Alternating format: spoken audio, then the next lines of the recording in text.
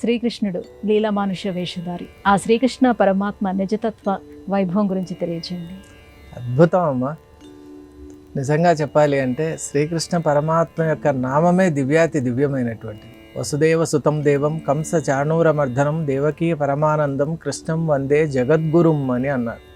అలాగే మూకం కరోతి వాచాలం పంగుం లంఘయతే గిరిం యత్కృపాతమహం వందే పరమానంద మాధవం అని కూడా శాస్త్రాలు ప్రకీర్తిస్తూ ఉన్నాయి.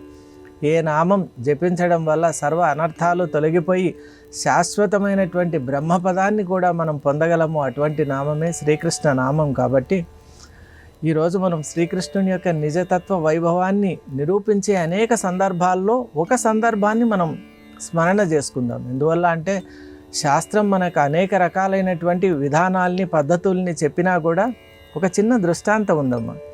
శ్రీకృష్ణుని జీవితంలో జరిగిన ఒక యథార్థ గాథ. బాల్యంలో శ్రీకృష్ణుడు గోకులంలో ఉన్నప్పుడు చాలా చిన్న పిల్లవాడు. అప్పుడు అనేక రకాలైనటువంటి కార్యక్రమాల్లో ఉండేవాడు.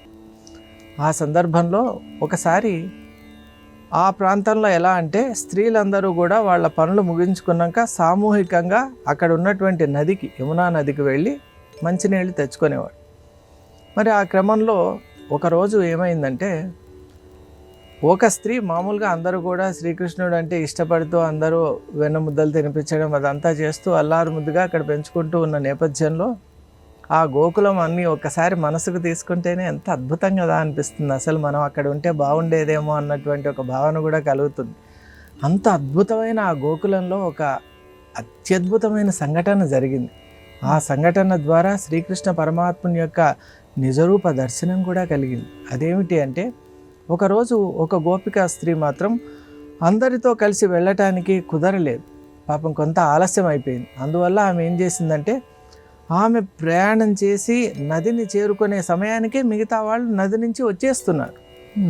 వాళ్ళు అన్నారు ఆలస్యం అయిపోయింది, మరి ఎలా అంటే పర్వాలేదు, ఎవరిదైనా సహాయం తీసుకొని నీళ్లు నేను తోడుకొని వచ్చేస్తాను. ఎందుకంటే నదిలో ఆ కుండను ముంచిన తర్వాత ఎత్తటానికి ఒకరు సహాయం చేయాలి కాబట్టి నేను ఎవరి సహాయమైనా తీసుకొని వచ్చేస్తాను అని చెప్పి ముందుకు వెళ్ళింది. వీళ్ళు వచ్చేసారు.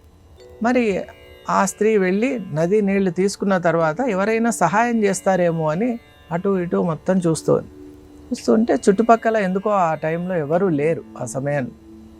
ఇంతలో నలుపు కాదు నీలము కాదు, అటువంటి ఒకటి చాలా దూరంలో కనిపిస్తోంది.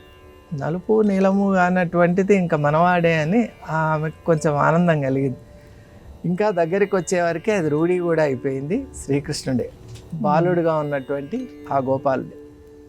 మరి దగ్గరికి వస్తుంటే శ్రీకృష్ణుడు కాబట్టి ఖచ్చితంగా సహాయం చేస్తాడు, మనం ఈ బరువును కొంచెం సహాయం చేసి ఎత్తించుకోవచ్చు అని కృష్ణ ఇటు రామ్మ అంటే ఏమిటి అని అడిగితే కాస్త ఈ బాండం ఏదైతే కుండ ఉందో నా తలపైన పెట్టు అంటే లేదండి నాకు కుదరదు అన్నాడు.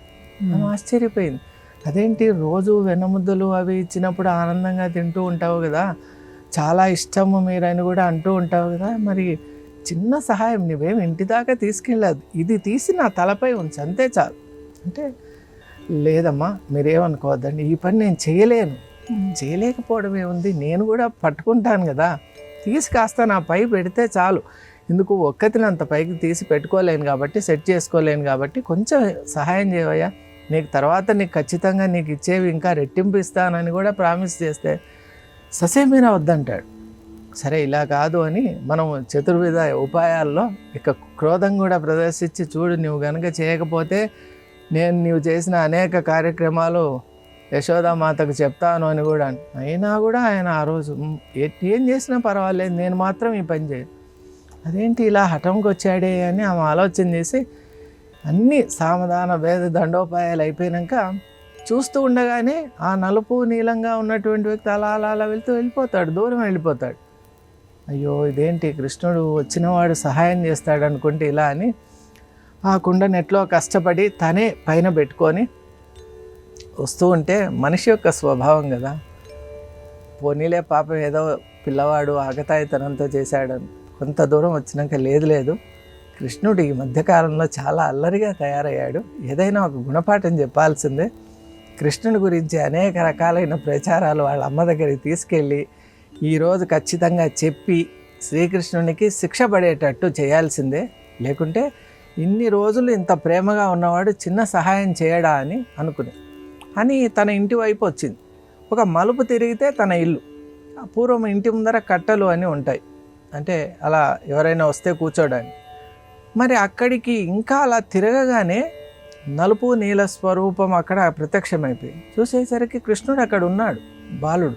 ఈమెకి ఇంకా కోపంగా ఉంది, ఎందుకంటే అక్కడ సహాయం చేయలేదు, ఇక్కడికి వచ్చాడు. అసలు ఈమె ఏదైనా నోరు తెరిచి చెప్పే లోపలనే, అమ్మ ఇంత కుండ తీసుకొని వస్తున్నావా రామ్మ అని మెల్లగా ఆ కుండను తీసి దించి కింద పెట్టాడు. అప్పుడు ఒక క్షణంలో మళ్ళీ ఆమెకు నార్మల్ అయిపోయి, అదేంటి కృష్ణ, నాకు చాలా ఆశ్చర్యంగా ఉంది. నది దగ్గర ప్రార్థించాను, అర్థించాను, వేడుకున్నాను, ఎన్ని రకాలు చేయాలనో నీకు కావలసినవన్నీ రెట్టింపిస్తానని కూడా అన్నాను. ఎన్ని చేసినా నువ్వు నాకు ఆ కుండ ఎత్తి నా మీద పెట్టలేదు. ఇక్కడ నేను అడగలేదు, నిన్ను పిలవలేదు, నిన్ను తలుచుకోలేదు, స్మరించలేదు, నీవు వచ్చేవి దించుతున్నావు, అదేంటి అని అడిగి. అప్పుడు ఒకే ఒక మాట అన్నాడు, ఇదే నా తత్వం అమ్మా అన్నాడు. అదేంటి నీ తత్వం అంటే, అమ్మా నేను బరువులు దించేవాడినే కానీ ఎత్తేవాడిని కాదమ్మా అన్నాడు. సరే, అక్కడ నువ్వు బరువు ఎత్తమన్నావు, ఎత్తేవాడిని కాదమ్మా, బరువులు దించేవాడిని నేను. నా అవతార రహస్యం కూడా ఏమిటి అంటే, మనిషి ఎన్నో జన్మల్లో చేసుకున్నటువంటి పాపపు సంచయం ఆ మూట ఉంది, బరువు ఎక్కువగా ఉంది. ఇంకా బరువు ఎత్తి మీ మీద నేను పెట్టలేను, మీ భారాన్ని కూడా దించడానికి వచ్చిన అవతారం అమ్మ కృష్ణావతారం అని చెప్పాడు.